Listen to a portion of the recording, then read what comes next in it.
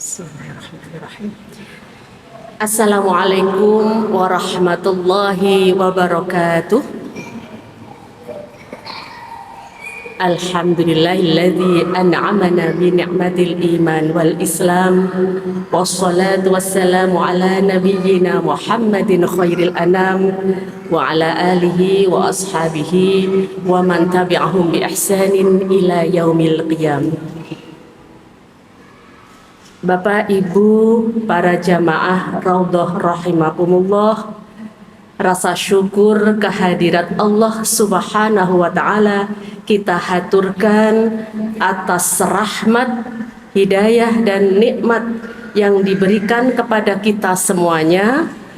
Malam hari ini kita kembali bersua bersama-sama menjalankan ibadah sholat tarawih berjamaah setelah alhamdulillah 12 hari kita menjalankan ibadah puasa.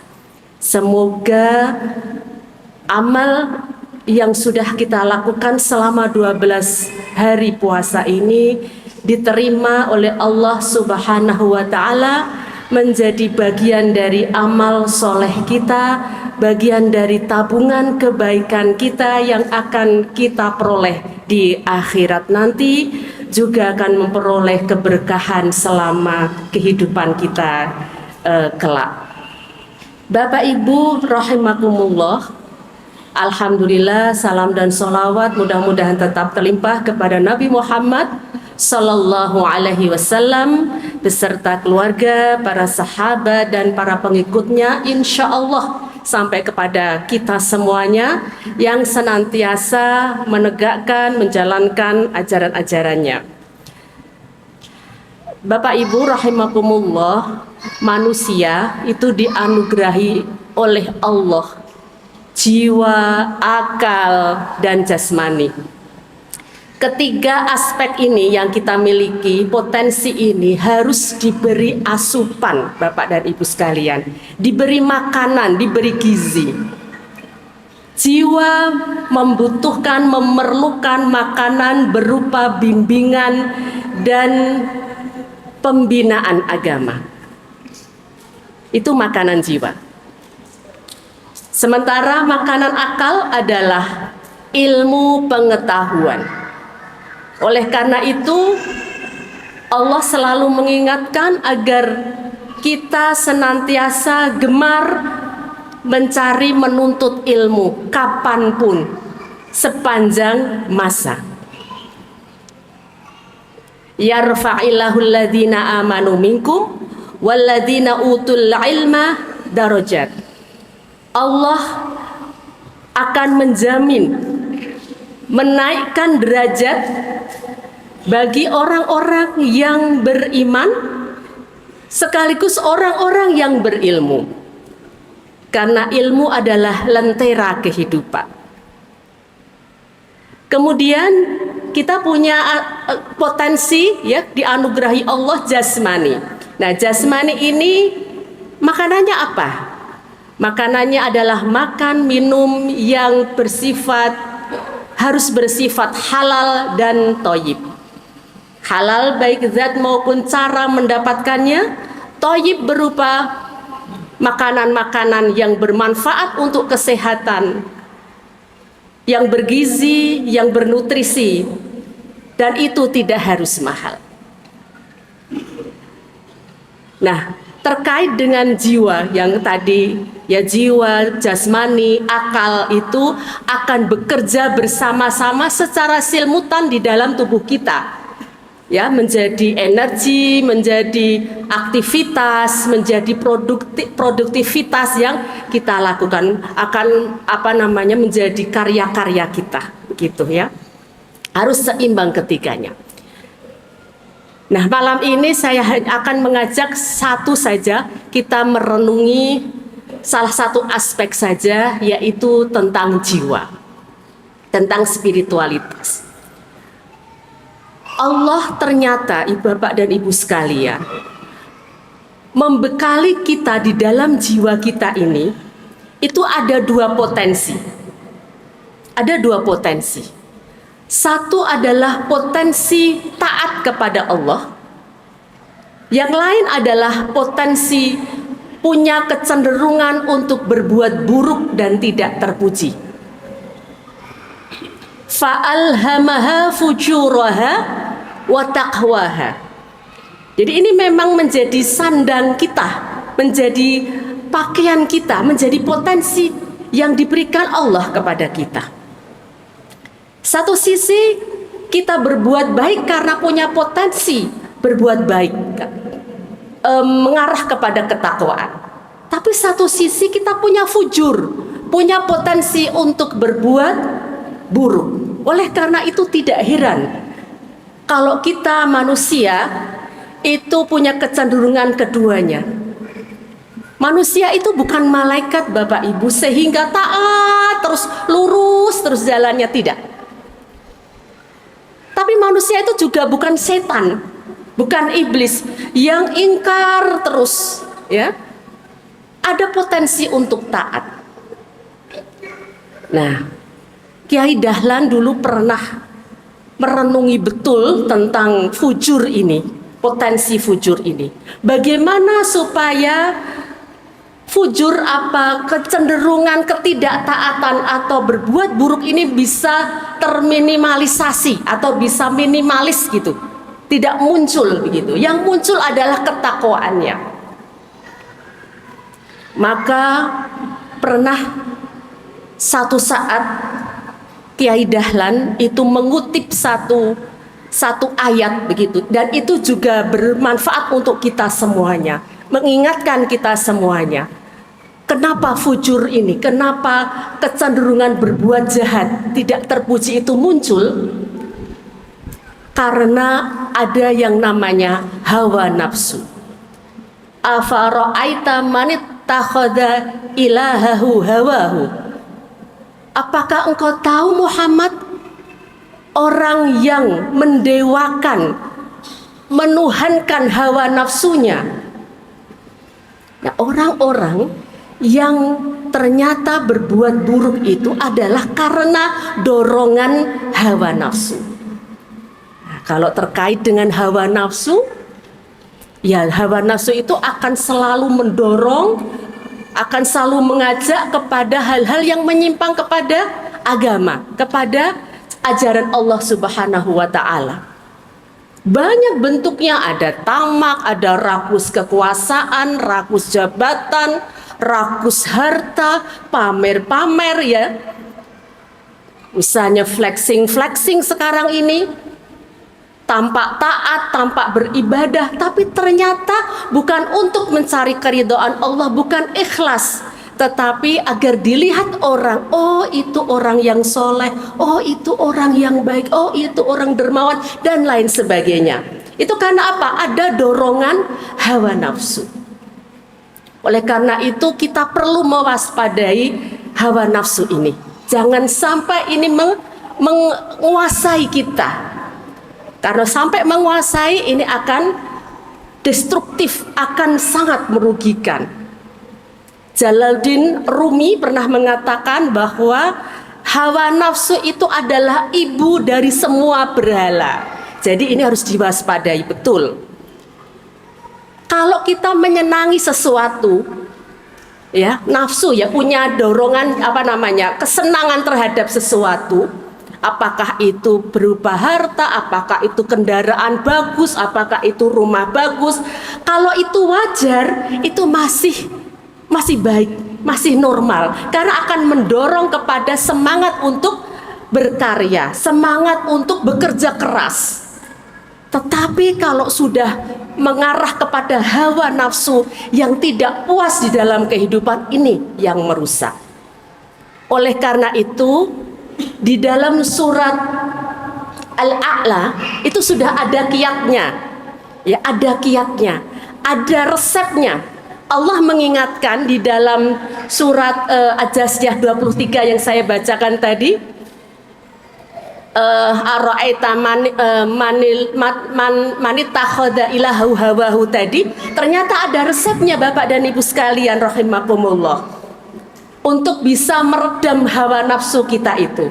Nafsu itu tidak bisa dihilangkan sama sekali, tidak. ya, tidak, tetapi diminimalisir bisa. Nah, apa resepnya? Itu di Al-A'la ada. Ya, di Al-A'la ada. A'udzubillahi minasyaitonir rajim.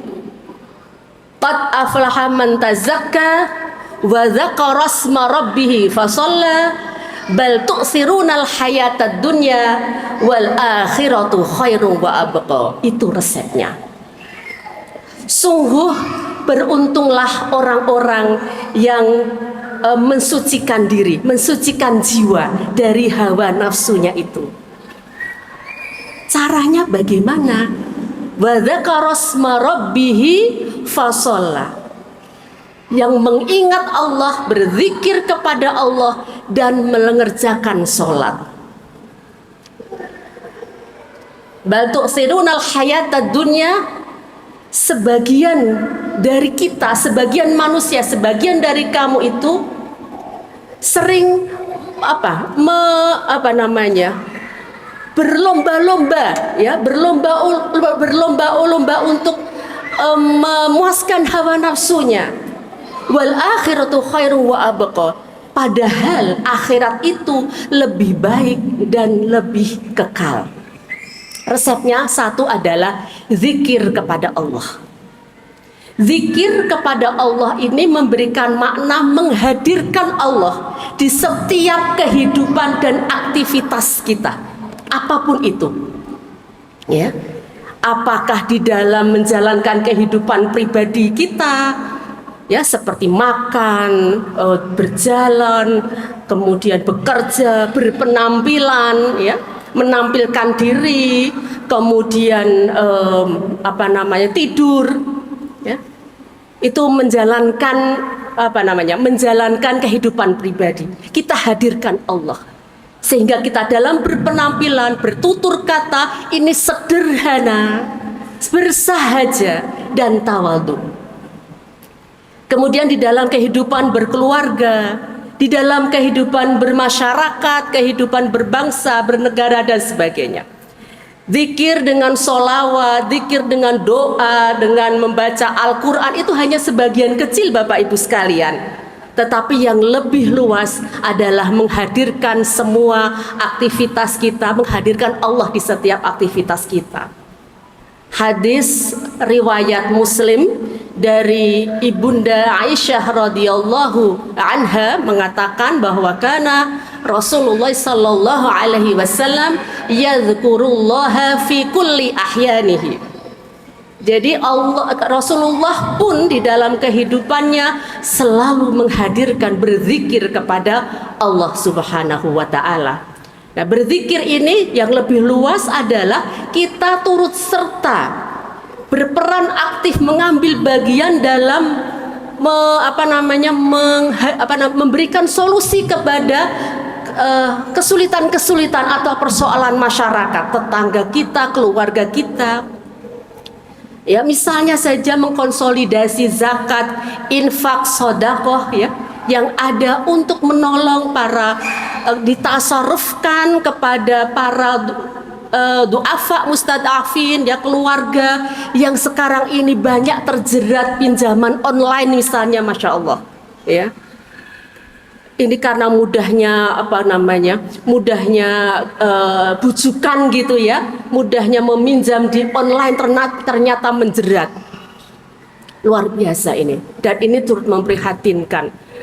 Nah, kemudian bersikap baik, ya, memberikan solusi kepada kehidupan para saudara-saudara kita yang menyandang difabel, misalnya bagaimana memberikan kemudahan akses kesehatan dan lain sebagainya, memberikan beasiswa, menunjukkan beasiswa kepada anak-anak dari keluarga yang kurang mampu, itu juga bagian dari menghadirkan Allah di dalam kehidupan kita.